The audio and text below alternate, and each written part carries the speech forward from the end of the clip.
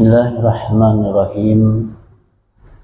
Assalamualaikum warahmatullahi wabarakatuh.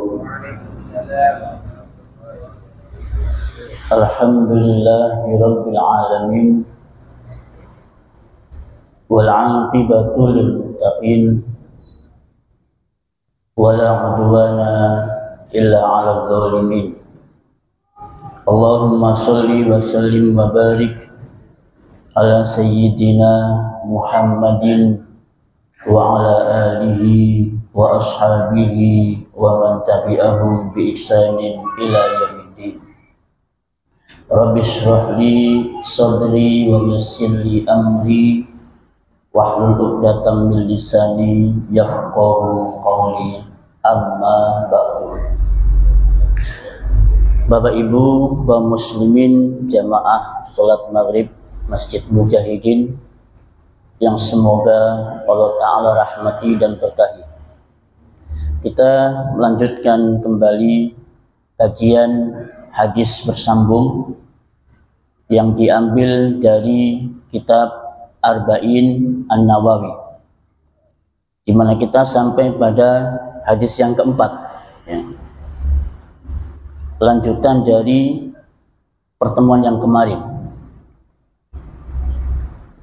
Rasulullah Shallallahu Alaihi Wasallam bersabda, "Fa wallahi la ilaha ghairuh."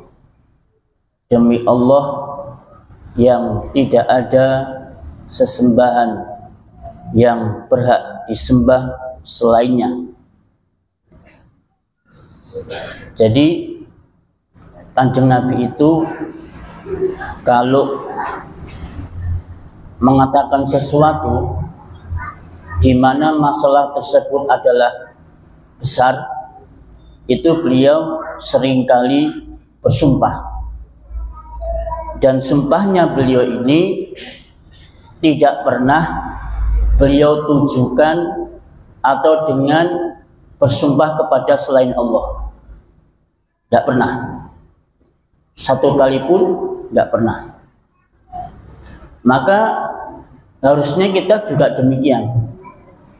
Jadi untuk menguatkan, untuk mendukung apa yang kita ucapkan, maka perlu bersumpah Bapak Ibu.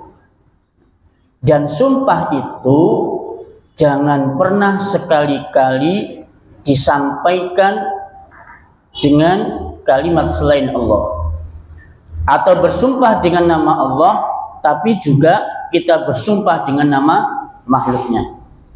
Biasanya kalau di masyarakat kita itu sumpah atas nama Allah itu nggak cukup, ya. Ditambahi dengan Rasulullah, ya. Contoh nih, di pasar, ya, di toko, transaksi jual beli, tawar menawar, ya. Tawar menawar antara penjual dan pembeli. Penjualnya nggak sepakat, ditawar sama pembeli nggak sepakat. Kemudian penjual ini mengatakan, kolak naneka tak oleh seket, ya, kolakna tak oleh seket. Kemudian si pembeli mengatakan, masa ongkuan tak? Ya Allah, tak pertajam, demi Allah, demi Rasulullah. Oh ya, ini untuk menguatkan bahwa dia benar-benar kulaan barangnya itu memang 50.000, ya. Maka dikuatkan dengan sumpah, demi Allah, demi Rasulullah. Nah ini nggak boleh Pak, Bapak Ibu, ya. Kalau jenengan ingin bersumpah menguatkan sesuatu, maka cukup bersumpah itu atas nama Allah. Wallahi, demi Allah, cukup. Billahi, ya, atau mungkin pakai kalimatnya Kanjeng Nabi, wallazi nafsi biyadih, demi jiwaku yang ada di tangannya, boleh. atau pakai yang ini, wallahi la ilaha ghairu, boleh. Ya. Karena Kanjeng Nabi Shallallahu Alaihi Wasallam mengatakan, faman halafa bi ghairillahi faqad asyraka. Barang siapa yang bersumpah kepada selain nama Allah, maka dia telah berbuat syirik. Ya. Okay. Kemudian kalimat apa nih ya kok sampai Nabi itu diiringi dengan sumpah? Nabi bersabda, inna ahadakum, sesungguhnya salah seorang di antara kalian, la ya'mal, benar-benar beramal, bi amali ahlil jannah, dengan amalannya penduduk surga. Berarti orang baik napa orang jelek, Pak? Orang baik ya, orang soleh, beramal dengan amalannya penduduk surga. Hatta ma yakuna bainahu wa bainaha illa dhira'un, sampai jarak antara dia dengan surga itu cuma tinggal sehasta. Artinya udah dekat ya, tinggal mencolot cemplung masuk surga ya. Tapi apa yang terjadi?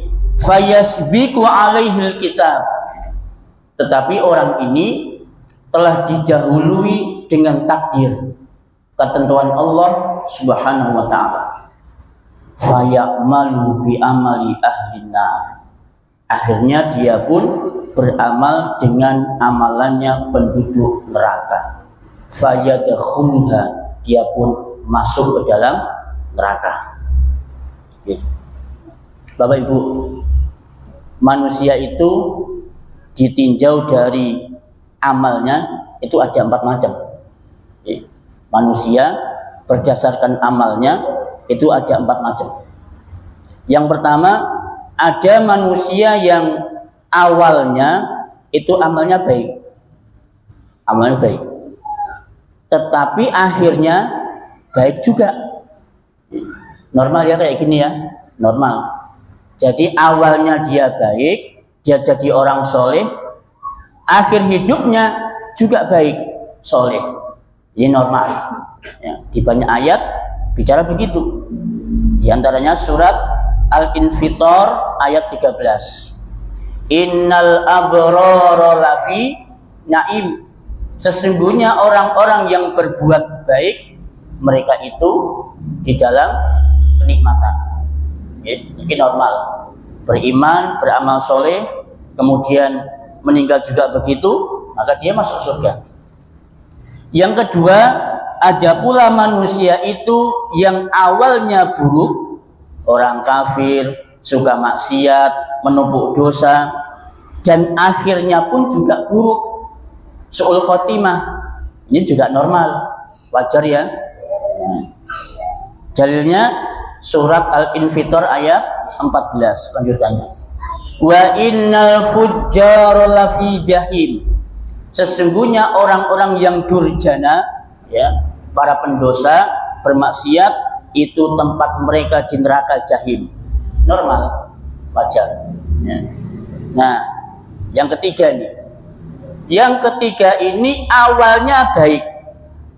Dia muslim, dia soleh, dia taat. Sekian tahun, sekian puluh tahun. Tapi apa yang terjadi? Ternyata di akhir usianya ditutup dengan su'ul khotimah. Ngeri ya? Memang kenyataan kayak begini? Kenyataan. Kalau tidak kenyataan, tidak mungkin Kanjeng Nabi Shallallahu Alaihi Wasallam menyampaikan ini. Ya. Benar-benar nanti ada seseorang yang dia beramal dengan amalannya penduduk surga. Tuh, sampai dia mau masuk surga nih loh Pak, Bu. Tinggal satu hasta. Dari mencolot nyemplung ke surga. Gitu? Nah, tapi apa yang terjadi? Dia pun kemudian beramal dengan amalannya penduduk neraka. Apa dalilnya? Ya. Dalilnya di samping tadi hadis tadi, kemudian Allah pun juga berfirman dalam surat Al-Baqarah 266. Okay, 266. Allah Ta'ala berfirman, ayawaddu ahadukum an takuna lahu jannah. Apakah ada salah seorang di antara kalian yang ingin punya kebun min nakhilin, kurma, ya, kebun kurma, wa a'nabin, dan juga kebun anggur, tajri min tahtihal anhar, yang mana sungai itu mengalir di bawah kebun tadi, ya. Fiha min kullis samarat, kemudian dia mempunyai di dalam kebun itu segala macam buah-buahan. Udah punya kebun anggur, punya kebun kurma, kemudian masih ditambah lagi bermacam buah-buahan. Wa asabahul kibaru walahu dzurriyyatun du'afa. Nah, kemudian datanglah masa tua orang itu. Orang ini udah sepuh, ya, udah sepuh. Kemudian dia punya keturunan yang masih kecil-kecil. Punya anak yang masih kecil-kecil. Fa asaba i'sarun fihi narun fahtaraqat. Ya. Kemudian kebun itu ditiup angin yang sangat keras yang mengandung api. Ya. Jadi anginnya itu mengandung api, kemudian ditiuplah angin itu. Akhirnya terbakarlah seluruh kebunnya. Kebun kurmanya terbakar, kebun anggurnya juga begitu, semua buah-buahan juga begitu terbakar. Kadzalika yubayyinullahu lakumul ayati la'allakum tatafakkarun. Yang demikian itu kami jelaskan dengan ayat-ayat kami supaya kamu memikirkannya. Lalu apa hubungannya ini dengan hadis Nabi? Ya. Nah, datang tafsir ayat ini dari sahabat Abdullah bin Abbas. Ya. Di saat itu Umar bin Khattab mengumpulkan para ahli tafsir, ya, mengumpulkan para ahli tafsir, dan tidak ada satupun di antara para sahabat yang ahli tafsir yang faham maksud ayat itu, tidak ada. Sampai kemudian Umar bin Khattab bertanya kepada Abdullah bin Abbas, maka beliau kemudian mengatakan, li rajulin ghaniyin, ayat itu untuk orang kaya, ya. Untuk orang kaya. Ya'malu bi ta'atillah, dia beramal dengan ketaatan kepada Allah. Wis wong sugih, soleh, gemar berbagi, gemar bersedekah. Ya. Summa ba'asallahu lahu syaitan. Kemudian Allah kirimkan syaitan kepadanya, kepada orang kaya tadi. Ya. Fa'amila bil ma'asi. Akhirnya orang kaya tadi terperdaya dengan syaitan, dia kemudian bermaksiat. Aghraqa a'malahu, maka dengan kemaksiatan itu maka terhapuslah, terbakarlah semua amal-amal solehnya. Ya. Ini tafsir dari Al-Baqarah 266. Nah. Kemudian Bapak Ibu, maksud dari hadis tadi yang pertama, maksudnya yang pertama, ada memang, ya, seseorang yang benar-benar beramal dengan amalannya penduduk surga, kemudian di akhir hidupnya ditutup dengan kemaksiatan atau keburukan. Naudzubillah, ya, naudzubillah. Saya berikan sebuah kisah nyata, ya. Kisah nyata dari orang-orang terdahulu di kalangan Bani Israel. Kalangan Bani Israel itu ada seorang ulama namanya Barsiso. Sinten Pak? Barsiso. Niku ulama, bukan orang ngecek-ngecek kayak kita ini, enggak, tapi ulama. Barsiso. Nah, Barsiso ini dia seorang ahli ibadah luar biasa. Yes. Dan dia melakukan ibadah kepada Allah selama 60 tahun.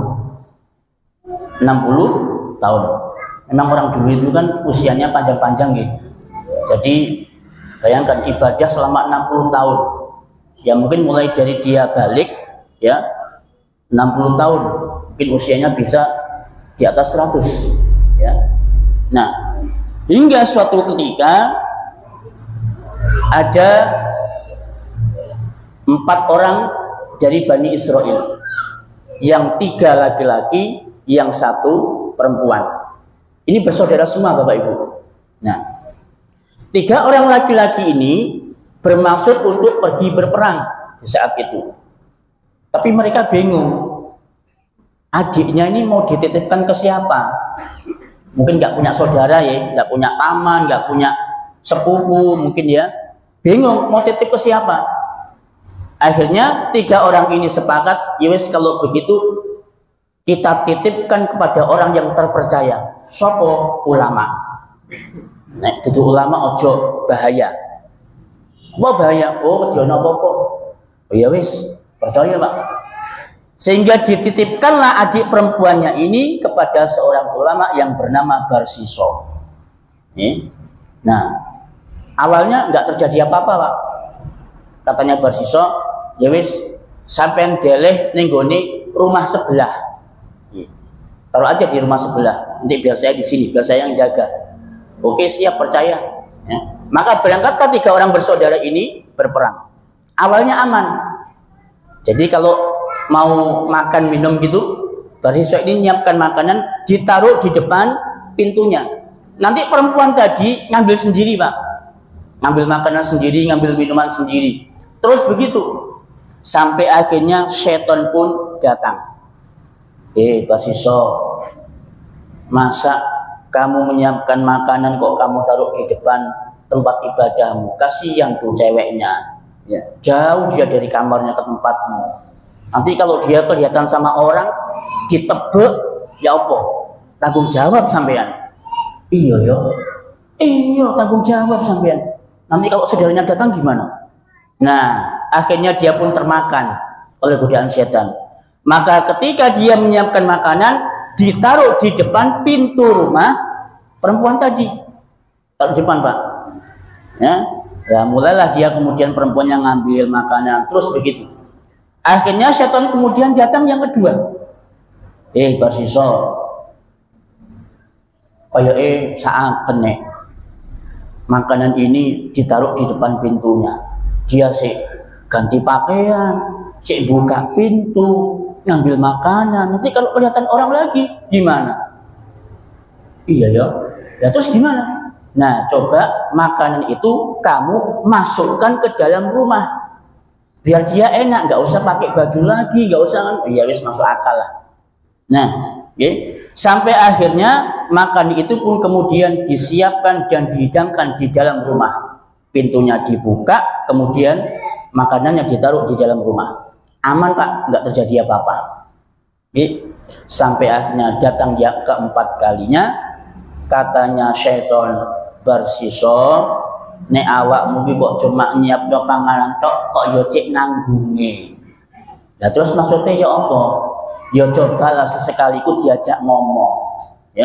Sesekali diajak ngobrol, seakan coba dicurhati dia mungkin perlu apa. Iya ya. Masuk Pak. Maka setelah Barsiso menyiapkan makanan dan minuman, dia nggak langsung keluar.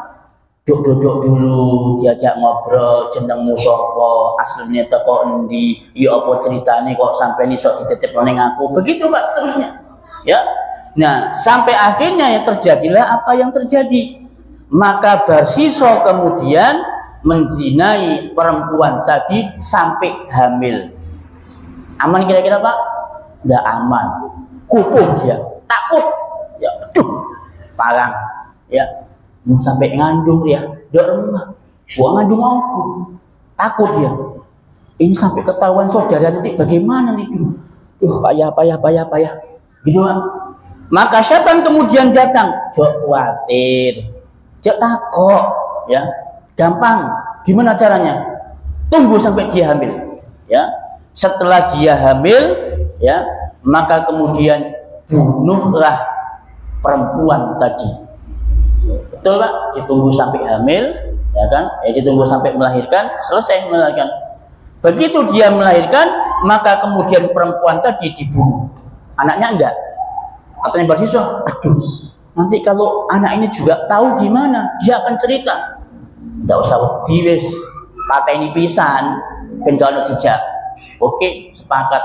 Maka kemudian ibunya dan kemudian anaknya dibunuh. Bingung mana Pak? Ini gimana caranya supaya menghilangkan jejak? Setan tidak kurang akal. Kubur di sana, di sebelah sana. Maka dibawalah perempuan ini bersama dengan anaknya dikubur. Selesai dikubur, aman Pak, nggak ada apa-apa. Sampai kemudian syaitan pun datang lewat mimpi 3 orang tadi. Ya, 3 orang tadi dimimpikan bahwasanya saudaranya ini dalam keadaan hamil dan kemudian dia terbunuh, dan 3-tiganya mengalami mimpi yang sama. Maka pulanglah ketiga laki-laki tadi untuk mengecek kondisi saudara perempuannya. Oke. Dan ternyata betul ya, akhirnya ketahuan bahwa anaknya, saudaranya ini dibunuh, kemudian dizinai, dan kemudian dia pun diarak, dipanggilkan sama sang raja, kemudian diarak, kemudian mau disalib, dibunuh dengan cara disalib. Maka bersiswa ketakutan di saat itu, ya, karena dia ketakutan, maka setan ini pun kemudian datang sebagai pembela. Alah, ngono ae ndak usah wedi sampeyan, ojo wedi. Wis, nek sampeyan pengen selamat ya dari pembunuhan ini, maka ikutilah apa yang aku sarankan. Apa? Sembahlah aku. Sembahlah aku. Maka Garsiso kemudian karena dia ingin menyelamatkan dirinya dari pembunuhan tadi, maka kemudian dia pun menyembah syaitan dan dia tetap dibunuh. Begitu dia udah menyembah syaitan, kemudian syaitannya lari Pak, Bapak Ibu, lari tidak bertanggung jawab. Maka Garsiso kemudian dijatuhi hukuman mati. Maka kemudian Allah berfirman dalam surat Al-Hasyr 16-17, ya. Kama salis syaitani iz qala li insani kfur. Nah, seperti bujukan syaitan ketika berkata kepada manusia, kafirlah kalian. Ya, sama syaitan disuruh kafir. Falamma kafara, ketika manusia ini udah kafir, qala inni bari'um minka, sesungguhnya aku berlepas diri darimu. Inni akhafullaha rabbal alamin, katanya syaitan, sesungguhnya aku takut kepada Rabbul Alamin. Gak tanggung jawab. Ya, jadi mari jerumuskan manusia ke dalam lembah dosa, ya, kemudian udah dituruti kemauannya, begitu udah terlaksana dia lari, tidak bertanggung jawab. Ini syaitan. Ya, maka Garsiso pun kemudian meninggal dunia dalam keadaan su'ul khotimah. Ngeri banget. Ini zaman dulu ya di Bani Israel. Apa zaman sekarang masih ada orang kayak begitu? Banyak gitu, banyak sekali. Dan kelasnya mereka Pak, kelasnya mereka ini yang semula mereka jadi baik, semua soleh, itu bukan orang awam Pak. Bukan orang awam, bukan orang yang kadang sholat, kadang enggak, yo kadang poso, yo kadang enggak poso, enggak, malah bukan. Justru mereka ini yang beramal dengan amalannya penduduk surga, kemudian berubah menjadi amalannya penduduk neraka, itu adalah orang-orang yang top markotop Islamnya, ya, orang-orang yang masya Allah imannya, yang setiap hari kita saksikan dia sholat berjamaah, bahkan mungkin dia setiap hari yang penampilannya sangat Islami, jenggoten, ya, celananya cingkrang, pakai baju gamis, jubahan, luar biasa lah orang ini. Ya. Ternyata akhir hidupnya dia melakukan kemaksiatan. Ada seorang ulama kontemporer, ya, namanya Abdullah Al-Qasimi, orang Arab Saudi Pak. Beliau meninggal tahun 1998. Abdullah Al-Qasimi ini bukan orang awam. Beliau ini adalah seorang ulama sudah kalibernya internasional. Monggo dengan browsing Abdullah Al-Qasimi, baca biografinya, ngeri. Ya. Beliau awalnya ini adalah benar-benar orang yang baik, orang-orang yang soleh, bahkan dia jadi ulama. Sampai beliau itu menulis judul buku namanya As-Sira' Bainat Tauhid wal Wasaniyah, pertarungan antara tauhid dan paganisme, penyembahan berhala. Kitab ini Bapak Ibu dipuji oleh seluruh ulama sedunia. Dipuji. Ini tidak ada pengarang kitab yang isinya, materinya, kontennya sudah kayak begini. Detailnya, rinciannya, luar biasa, dipuji Pak. Apa yang terjadi Pak? Dia kemudian menikah dengan seorang wanita yang ateis. Apa ateis Pak? Tidak bertuhan. Ya. Maka sejak saat itulah, sejak pernikahan dia dengan wanita yang ateis, dia kemudian berubah menjadi orang ateis. Ya. Dia kemudian nulis buku, berbagai macam buku, berjilid-jilid menulis tentang pembelaan Abdullah Al-Qasimi terhadap ateis. Dan sampai akhir hidupnya dia pun tetap berpegang teguh dengan pemikirannya, jadi orang ateis, tidak bertuhan. Moga silakan di browsing Abdullah Al-Qasimi. Itu ulama Pak, ulama, bukan orang awam. Ngeri kan? Ngeri. Ya. Jadi mulanya ulama kok iso jadi ateis. Gitu ya.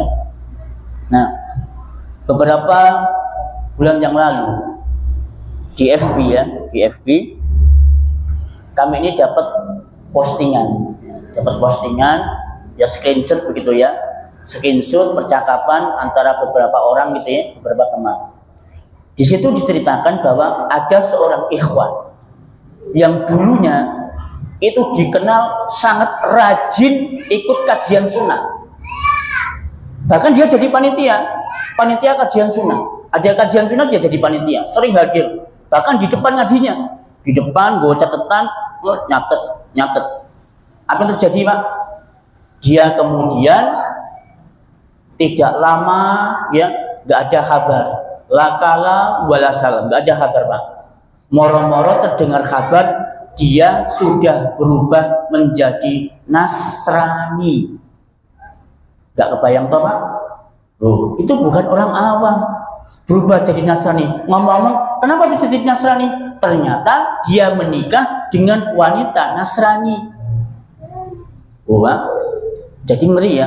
Pernikahan beda agama itu ngeri Pak. Saya ingatkan Bapak Ibu semua, jangan pernah coba-coba untuk bertoleransi dalam pernikahan. Ya. Betapa banyak orang-orang yang menjadi korban pernikahan beda agama. Yang semula Islam taat jadi Nasrani, wala laki-lakinya, wala perempuannya sama Pak. Ya. Mungkin jenengan berpendapat, tenang Ustaz, insya Allah iman saya kuat, tak Islam no cewek. Ya, pede. Ya. Jangan perlu khawatir, insya Allah iman saya kuat. Ya, saya Islamkan cewek itu, dia akan jadi istri saya. Gledek, ya, bareng rapi temenanan, malah ketut sama perempuannya, dia masuk ke agama Nasrani. Ya, nah, ini terjadi Bapak Ibu semua, terjadi. Ya, karena untuk bilang misalnya, ya. Oke. Kemudian yang kedua, pengertian yang kedua, ada seseorang yang beramal dengan amalannya penduduk surga, tapi nampak di pandangan manusia. Oke, maksud yang kedua, contoh begini, ya, jadi lihat kita teman-teman ini yang satu masjid ini, kayaknya kan orang soleh semua, gitu. Dalam pandangan kita, rajin ke masjid, rajin puasa, Ramadan nggak ikut iktikaf, gitu kan. Terus pokoknya dalam pandangan manusia orang ini baik lah, soleh gitu ya, nggak mungkin enggak. Nah, ternyata di saat dia itu sendirian, itu kesolehannya itu tidak ditampakkan karena hatinya terkotori dengan riya dan sum'ah. Nah, makanya kemudian ada di riwayat lain Nabi mengatakan, ya, inna rajula la ya'malu amala ahli jannah fima yabdu linnas. Ada seseorang yang benar-benar beramal dengan amalannya penduduk surga, tapi yang nampak dalam pandangan manusia. Ya. Dalam pandangan manusia dia memang beramal dengan amalannya penduduk surga, tapi ketika dia sembunyi, nggak ada orang, ya brutal Pak, ya, brutal soro, luar biasa ini. Nah, ada sebuah kisah yang menunjukkan ini ya. Ini kisah seorang sahabat yang bernama Utsman. Utsman. Nah, diceritakan bahwa Rasul Shallallahu Alaihi Wasallam itu berperang bersama dengan orang-orang musyrik. Ya. Di saat beliau berperang, ya, beliau kemudian kembali ke kemahnya, kembali ke tendanya. Di saat beliau kembali ke tendanya, tiba-tiba para sahabat itu melihat ada sosok sahabat Nabi yang dengan pedangnya dia ini berusaha masuk ke barisan orang-orang musyrikin dengan menebaskan pedangnya, ya, sehingga tidak ada seorang musyrikin pun yang dia jumpai pasti terbunuh. Kemudian para sahabat mengatakan, oh ya wong iki mlebu surga, dia termasuk penduduk surga. Kata para sahabat, dong kayak gitu Pak, begitu luar biasanya berani dia, ya, begitu lewat musyrikin tebas, lewat musyrikin tebas lagi, sampai kemudian para sahabat mengatakan demikian. Lalu apa yang terjadi? Kemudian Nabi mengatakan, bal huwa min ahlin nar, enggak, justru dia itu termasuk penduduk neraka. Kaget para sahabat, Pak. Loh, kok iso sih Kanjeng Nabi kok muni ngono? Lalu dia jihadnya kayak begitu kok bisa dibilang penduduk neraka? Maka kemudian ada seorang sahabat yang berusaha untuk kepo, ya, kepo, mencari tahu, iya ta, apa sing dia mau Kanjeng Nabi itu apa benar? Maka sahabat ini kemudian mengikuti sahabat tadi dari belakang, diamati gerak-geriknya, diikuti terus sampai akhirnya sahabat yang berperang dengan gagah berani itu terluka, Bapak Ibu, terluka dengan luka yang begitu sangat parah, ya, dengan luka yang begitu sangat parah. Mungkin karena tidak sabar, tidak sabar dengan luka-lukanya, akhirnya kemudian dia ambil pedangnya, ditancapkan di atas tanah pedangnya itu, kemudian dia menjatuhkan dirinya di atas pedang dan ujung pedangnya kemudian mengenai dadanya dan kemudian tembus ke belakang. Langsung kemudian pemuda ini lari menemui Rasulullah Shallallahu Alaihi Wasallam. Ya Rasulullah, asyhadu annaka Rasulullah. Aku bersaksi benar bahwasanya kamu adalah utusan Allah. Loh, apa? Ada apa ini? Ya Rasul, tadi kan jenengan ngendika bersabda bahwa orang yang kami katakan dia termasuk penduduk surga tadi ternyata penduduk neraka. Maka kami semuanya merasa heran dan kami pun kemudian ikuti orang tadi, dan ternyata benar ya Rasul, dia kemudian mati dalam keadaan bunuh diri. Allahu Akbar. Makanya kemudian Nabi menyampaikan demikian. Jadi benar-benar di antara kalian ada orang yang beramal dengan amalannya penduduk surga, fima yabdulin nas. Jadi orang ini, sahabat ini, Utsman tadi itu, dia berperang ingin supaya dilihat yang lain. Oh, gagah berani, pahlawan, ya, pahlawan pembela kemerdekaan, pahlawan nasional, mungkin begitu.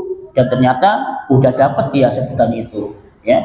Ternyata dia pun matinya bunuh diri. Nauzubillah min dzalik. Oke. Mungkin ada yang mau disampaikan lagi atau mau ada pertanyaan sebelum kita lanjutkan? Monggo, silakan.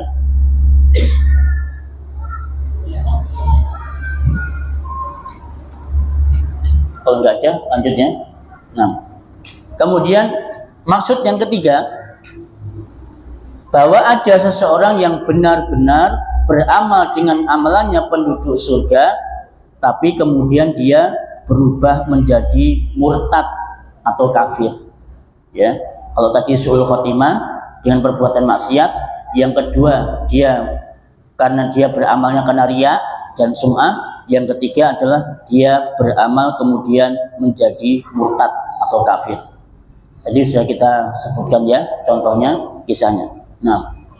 Kemudian yang terakhir, Nabi SAW mengatakan, wa innar rajula la ya'malu bi'amali ahlin nar. Ini kebalikan. Benar-benar ada seseorang yang beramal dengan amalannya penduduk neraka. mantan preman, mantan maling, mantan pezina, mantan koruptor, mantan pemabuk, mantan penjudi, banyak kayak gitu ya, banyak. Okay. Hatta ma yakuna bainahu wa bainaha illa zira. Sampai jarak antara dia dengan neraka itu cuma tinggal 1 hasta. Hampir udah dia masuk neraka. Fayasbiqu alaihil kitab. Tetapi didahului dengan takdir, fayamalu bi amali ahlil jannah. Dia pun kemudian beramal dengan amalannya penduduk neraka. Fayadkhuluha, kemudian dia masuk ke dalam neraka. Dia beramal dengan amalannya penduduk surga, kemudian dia masuk ke dalam surga. Nah, saya berikan kisah ya, kisah nyata. Nah, kisah zaman dahulu, kisah yang terjadi pada seorang sahabat yang bernama Amr bin Qais al-Waqshi, atau yang lebih dikenal dengan sebutan Usairim. Usairim, ya, dari Bani Ashhal. Usairim. Usairim ini, Bapak Ibu semua, awalnya dia ini musyrik, ya, musyrik, penyembah berhala. Setiap kali dia ditawari masuk Islam, nggak mau ditawari masuk Islam, berkali-kali. Sampai akhirnya Abu Hurairah radhiyallahu taala anhu mengatakan, bertanya kepada para sahabat, siapa di antara kalian yang tahu kisah seseorang yang masuk surga tapi belum pernah sholat? Ya. Seorang masuk surga tapi belum pernah sholat. Maka sahabat yang lain nggak ada yang tahu. Siapa ya? Kok kami nggak tahu? Ya. Maka Abu Hurairah mengatakan, itu adalah kisahnya Usairim atau Amr bin Qais al-Waqshi. Ya. Di saat beliau ini ditawari masuk Islam, dia nggak mau, dia menolak, membangkang. Sampai akhirnya Rasul dan kaum muslimin itu keluar bermaksud untuk perang Uhud. Nah, di saat Kanjeng Nabi ini berangkat bersama kaum muslimin di perang Uhud, tiba-tiba Usairim ini berubah pikiran. Dia langsung kemudian ambil pedangnya, ya kan? Dia ambil pedangnya, dia kemudian ambil kudanya, kemudian dia naik kuda. Dia naik kuda kemudian menyusul Kanjeng Nabi di medan Uhud, disusul Kanjeng Nabi. Kemudian dia perang di situ, Bapak Ibu. Dia terbaskan pedangnya ke sana kemari, ya, sampai kemudian perang pun selesai. Perang pun selesai. Sehingga kemudian Bani Ashhal ini, ya, biasa kan kalau kaum muslimin udah perang tuh kan nyari-nyari tuh sesama kabilah, sama suku. Mana ya suku dari kami yang terluka berapa orang, yang meninggal berapa orang, ya. Biasa kayak begitu. Nah, maka Bani Ashhal ini juga begitu, Pak. Nyari-nyari yang satu suku. Mana ya yang terluka? Sampai akhirnya mereka dikejutkan dengan Usairim yang dalam keadaan terluka parah, tapi masih hidup, Pak. Masih hidup. Tiba-tiba kaumnya ini mendatangi Usairim. Loh, kontoh Usairim, iya, ya. Loh, bukankah kamu ini adalah orang yang menolak agama Islam? Bukankah kamu adalah orang yang ketika kami ajak perang ke Uhud kamu menolak? Iya, betul. Tapi kemudian aku berubah pikiran. Aku kemudian masuk Islam dan kemudian aku benar-benar berjihad. Kemudian kaumnya tanya, kamu ini pergi berperang karena takut dengan kaummu, apa memang kamu karena cinta Islam? Maka Usairim menjawab, aku benar-benar cinta kepada Islam. Maka tak lama kemudian Usairim pun kemudian meninggal. Membuat para sahabat bingung, Bapak Ibu, mutusi. Iki opo iki Usairim ini statusnya? Dia masih muslim, masuk surga, apa tetap jadi kafir, masuk neraka? Bingung para sahabat. Ya, sampai kemudian hal itu ditanyakan kepada Abu Hurairah. Wahai Abu Hurairah, bagaimana statusnya Usairim ini?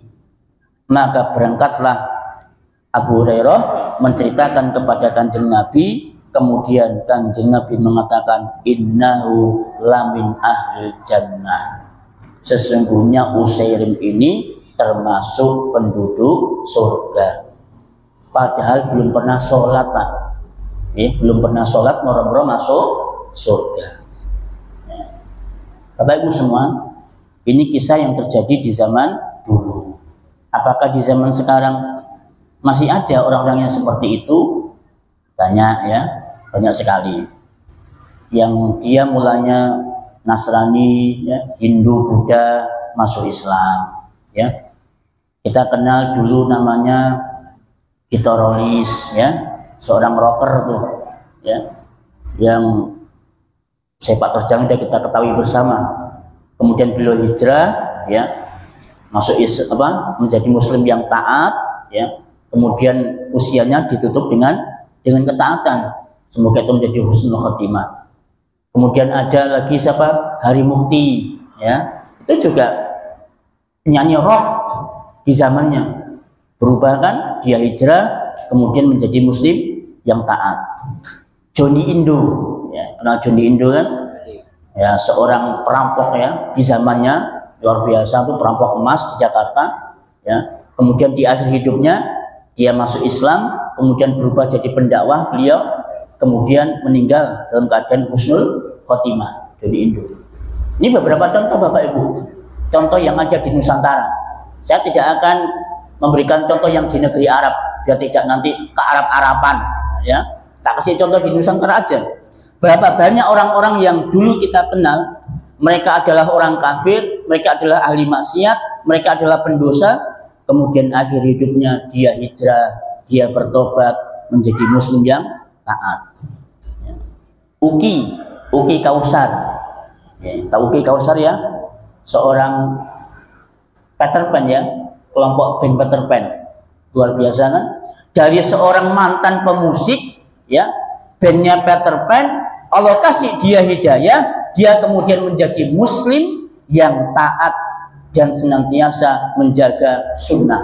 Jenggotnya dawa Pak, kalah saya jenggotnya sama Uki, ya, sampai beliau panjang begini, luar biasa tuh. Nah, itu Bapak Ibu semua contoh, ya.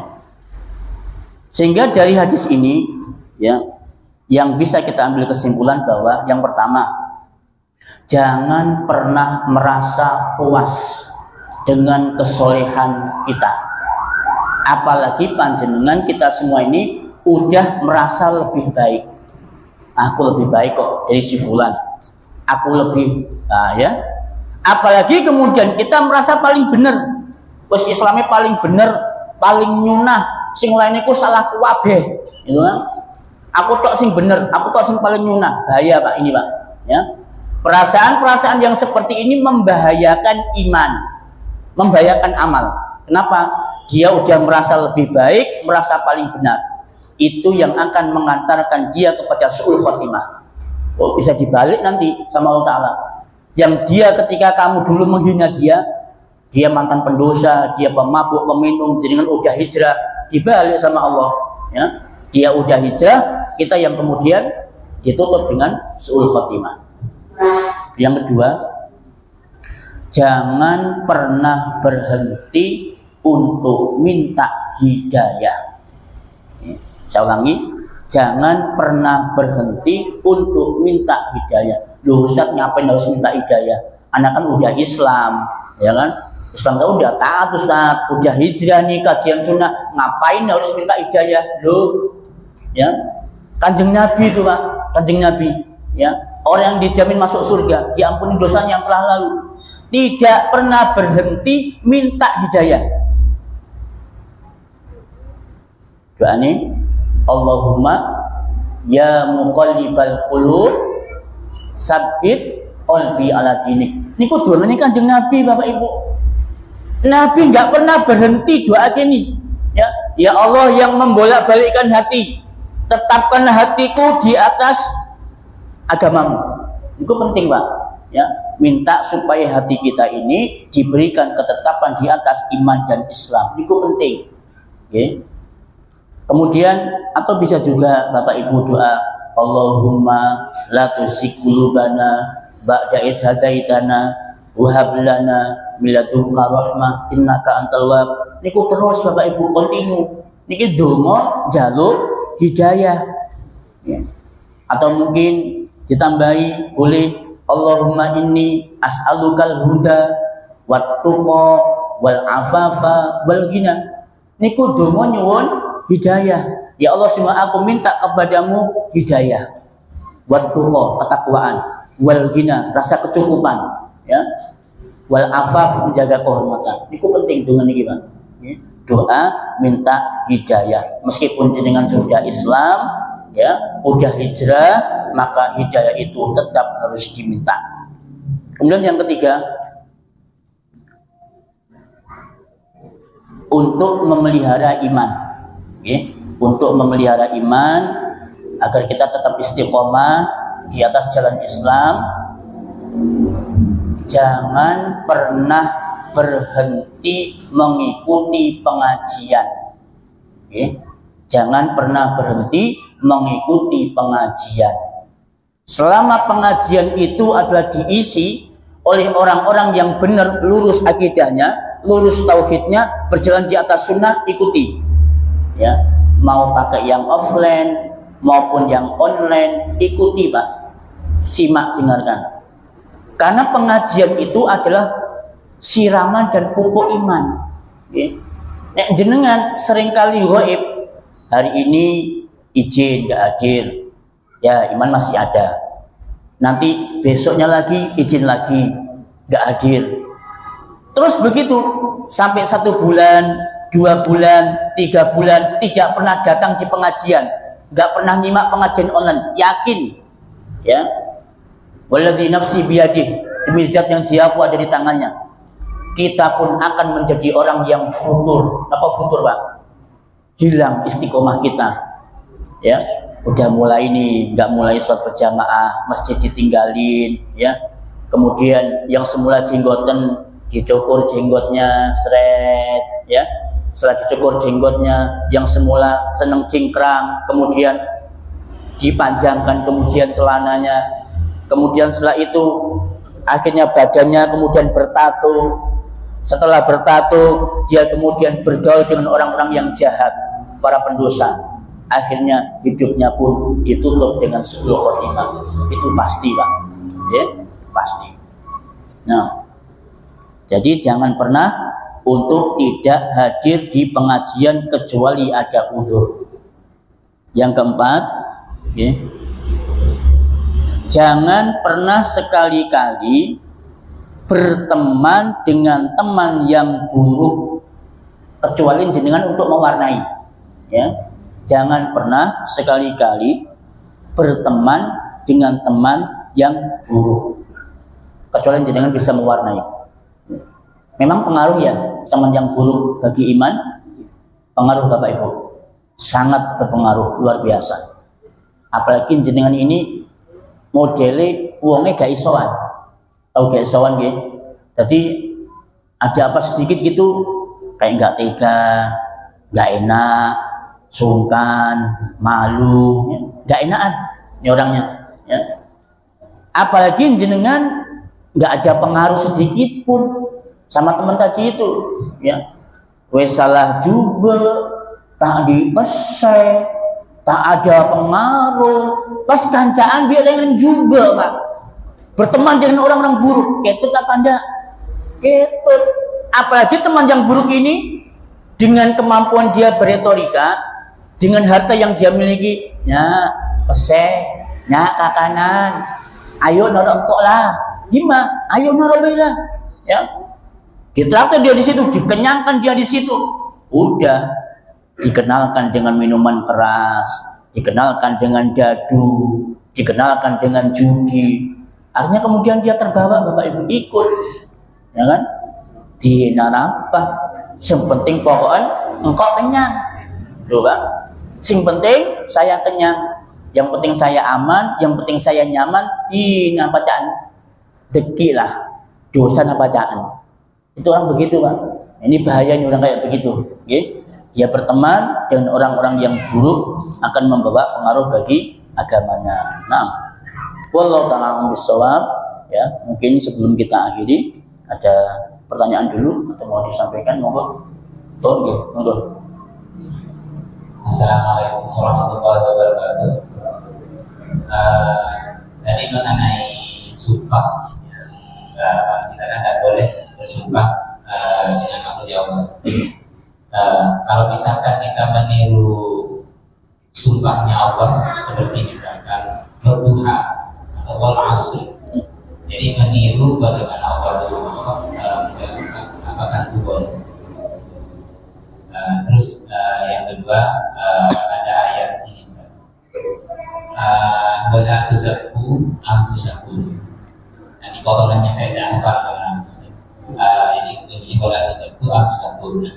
Dengan potongan ayat ini, kalau misalkan kita punya teman orang yang nakal, sekali misalkan, kadang kalau maunya dia itu orang yang tersesat, dia suka maksiat dan seterusnya. Terus kita itu menyikapi orang ini bagaimana misalnya kalau misalkan dia itu teman kita, tapi orang ini sangat tersesat, sementara di dalam ayat ini kan orang itu sembuh, kita tuh dilarang menganggap kita lebih suci daripada mereka. Kadang-kadang misalkan seperti saudara kita yang dari golongan sebelah itu, yang kita ada yang bilang kafir, syirik dan seterusnya, dari amalannya, apakah ini masuk kategori kita merasa lebih suci daripada saudara kita yang sebelah itu? Dan banyak dari saudara kita yang mengatakan amalan ini kafir, amalan ini syirik, amalan ini dan seterusnya. Apakah ini kita itu tergolong menganggap lebih suci daripada orang itu, daripada golongan itu, atau bagaimana? Sementara dalam ayat ini kita dilarang oleh Allah wala tuzakku anfusakum. Jadi jangan kamu merasa lebih suci. Nah, ini saya yang dibahas dalam ayat. Tidak soal. Pertanyaannya bagus ya. Kalau memang kita ini nggak boleh bersumpah kepada selain Allah, mengapa sih Allah itu kok di Al-Quran seringkali bersumpah kepada makhluk, ya, seperti waktu, malam, duha, kemudian fajar, waktu subuh? Mengapa begitu? Para ulama menjawab bahwa ketika Allah Subhanahu wa Ta'ala bersumpah kepada makhluknya, berarti menunjukkan bahwa makhluk itu adalah sesuatu yang agung, yang harus benar-benar diperhatikan oleh seorang muslim. Oke, mulai dari wadduha, kemudian wasyamsi, kemudian walail, wal asr, dan seterusnya. Ini berarti menunjukkan bahwa itu adalah waktu-waktu di mana Allah bersumpah di dalamnya, berarti di situ ada keagungan di dalamnya. Maka wajib bagi seorang muslim untuk memperhatikan beberapa waktu yang Allah jadikan untuk sumpah. Yang kedua, bahwa Allah itu tidak akan pernah diminta pertanggungjawaban terhadap apa yang dia perbuat. Oke, saya ulangi. Allah tidak akan pernah diminta pertanggungjawaban atas apa yang dia perbuat. Justru kitalah yang akan diminta pertanggungjawaban atas apa yang kita perbuat. Ya. Allah bersumpah dengan nama Ad-Duha. Kira-kira Allah bertanggung jawab atas sumpahnya? Nggak ada. Bertanggung jawab ke siapa? Nah, itu dua jawaban yang disampaikan oleh para ulama berkaitan dengan masalah Allah bersumpah dengan waktu. Pertanyaan yang kedua, lalu bagaimana dengan sikap kita, dengan teman-teman kita yang tersesat, melakukan amalan syirik, atau melakukan amalan yang tidak dicontohkan Kanjeng Nabi, atau melakukan kemudian kemaksiatan, ya? Apakah kita termasuk orang yang menganggap diri kita suci, menganggap diri kita paling baik, kemudian masuk surga begitu? Enggak, ya. Kita tidak pernah, bahkan tidak pernah, jangan sekali-kali, ya, jangan sekali-kali menganggap bahwa diri kita ini lebih baik dari teman kita tadi itu, Pak. Jangan pernah menganggap bahwa kita ini yang paling sunnah, yang paling bertauhid dibandingkan dengan teman kita yang tadi itu. Ya. Sehingga membuat kita ini mengejek, mengolok-olok, mencibir, membuli, dan seterusnya. Itu yang tidak boleh. Itu yang nggak boleh. Kalau selama kita ini hanya mewarnai, menasihati, Mas, sing sampean amalnya iki salah loh Mas, tidak benar. Iki dalilnya Quran, ya. Ini dalilnya hadis Nabi, ini perkataan para ulama, ya. Itu bukan berarti kita menganggap suci, Bapak Ibu. Boten. Kita dalam rangka meluruskan teman kita supaya tidak semakin tersesat, begitu, ya. Nah, tapi kalau kemudian kita udah temannya kita tersesat, ya kan, nggak dinasehati, nggak diceramai, kemudian kita mengolok-olok dia, mencibir, ya ini yang dinamakan kita sudah menganggap diri kita ini suci, menganggap diri kita ini benar. Jadi sekali lagi mohon diluruskan bahwa mengajak orang itu bukan berarti menganggap kita suci atau lebih baik daripada yang lain. Itu nggih. Nah, wallahu a'lam bishawab. Mau lagi pertanyaan atau cukup? Nggih, monggo. Nggih.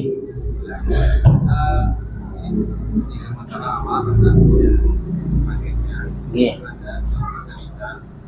Ada satu cerita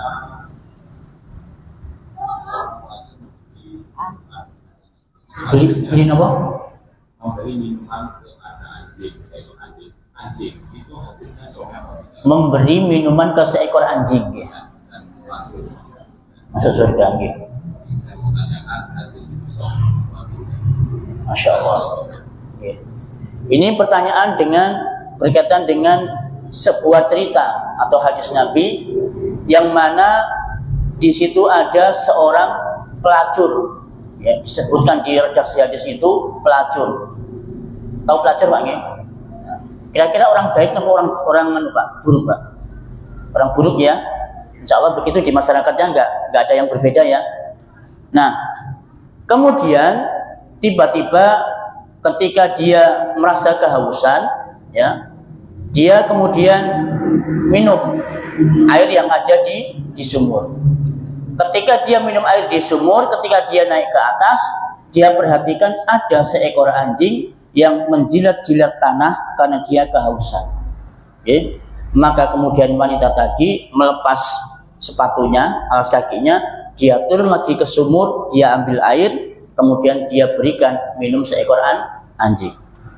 Maka gara-gara perbuatan ini Allah kemudian merahmati wanita pelacur ini dan kemudian dia dimasukkan ke dalam surga. Berarti dari sini, agak panjang dikit nggak apa-apa, ya.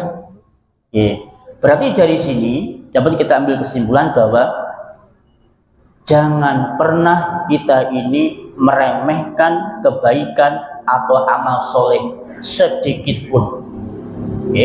Jangan pernah meremehkan. Meskipun itu amalannya sangat kecil, bahkan mungkin nggak kita anggap, Bapak Ibu. Nggak kita anggap. Bayangkan, anjing ini kan binatang najis, najis mughaladzah, najis berat tuh. Bahkan para ulama, Nabi mengatakan disuruh bunuh tuh anjing, ya, apalagi anjing hitam disuruh bunuh karena dia adalah syaitan. Nah, ini udah anjing, ya, binatang najis, ya, nggak ada baik-baiknya sama sekali, ya. Kemudian gara-gara diberikan minum dengan amalan tadi itu membuat dia masuk surga. Apalagi kalau yang kita beri minum tadi itu bukan anjing, kucing, ayam, kambing dan seterusnya. Cuma ngasih minum, Pak, membuat kita masuk surga. Ada kemudian sebuah kisah lain, ya. Ada seseorang yang melihat ranting pohon itu di tengah jalan, begini, di tengah jalan. Kemudian orang ini mengatakan, ya, saya akan singkirkan ranting pohon ini supaya tidak mengganggu jalannya orang. Maka dia ambil dahan itu, kemudian ditaruh di pinggir. Gara-gara perbuatan ini, Bapak Ibu, orang ini kemudian masuk surga. Coba bayangkan. cuma ngambil ranting pohon, ditaruh di tepi jalan, membuat dia masuk surga. Nah, sekarang enggak, ya. Uang disuruh Kanjeng Nabi menyingkirkan, ini malah sengaja dibuat. Apa kira-kira? Polisi tidur, jangan, loh. Sama Kanjeng Nabi disuruh ambil dahannya, singkirkan. Itu polisi tidur mengganggu jalannya orang, membahayakan keselamatan orang. Loh, kok ini malah sengaja dipasang, disemen, dicor, tinggi lagi kemudian polisi tidurnya. Begitu ada tukang bakso lewat, jebrak, gelempang Pak baksonya.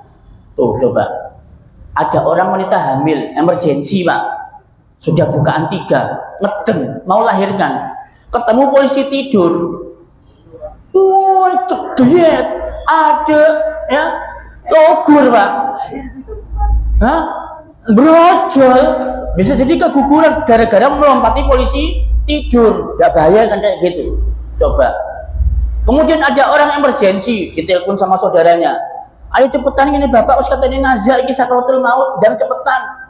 Ngebut Pak, nguing dengan kecepatan tinggi, dalam emergensi, ketemu polisi tidur, nguing jebrak, jatuh dia. Apa gak bahaya keselamatan orang? Loh ini. Maka polisi tidur ini adalah suatu bentuk kezaliman yang sengaja masang di tengah jalan, maka dia masuk neraka. Nabi yang bilang begitu, saya cuma bacakan. Dan terus gimana Ustaz? Yo di musyawarah no bareng ya. Pak, iki ono hadis Kanjeng Nabi. Nek sing wong sing nyingkirno penghalang itu masuk surga. Dan terus piye? Yo ditulisi mawon Pak. Jalan pelan-pelan, banyak anak kecil, ngebut benjut. Loh, polisi kayak begitu aja. Tidak usah pakai polisi tidur. Oke, itu. Terus kemudian yang kedua, bukan berarti ya, kemudian kita membiarkan diri kita menjadi ahli maksiat. Wis nek ngono, aku tak jadi pelacur ae wis. Ya, aku tak jadi pelacur ae. Aku tak jadi gigolo ae wis. Ning Bali jadi gigolo, ning Probolinggo jadi gigolo. Engko nek ana kucing ngelak tak kei ngombe ben aku mlebu surga. Masuk surga kira-kira Pak? Enggak. Tidak sama sekali. Kenapa? Karena dia sudah punya niatan di dalam hatinya. Ya, dia punya niatan akan mengumpulkan dosa sebanyak-banyaknya, cuma ditebus dengan amalan yang ringan, dia masuk surga. Nggak bisa. Karena yang terjadi itu adalah karena ketidaksengajaan pelacur tadi itu Pak. Ya, itu juga karena rahmat Allah juga, okay? Membuat dia masuk surga. Wallahu a'lam. Okay, mungkin ini sedikit ya, agak sedikit panjang. Semoga bermanfaat bagi kita semuanya. Subhanakallahumma wa bihamdika asyhadu an la ilaha illa anta astaghfiruka wa atubu ilaik. Wassalamualaikum warahmatullahi wabarakatuh.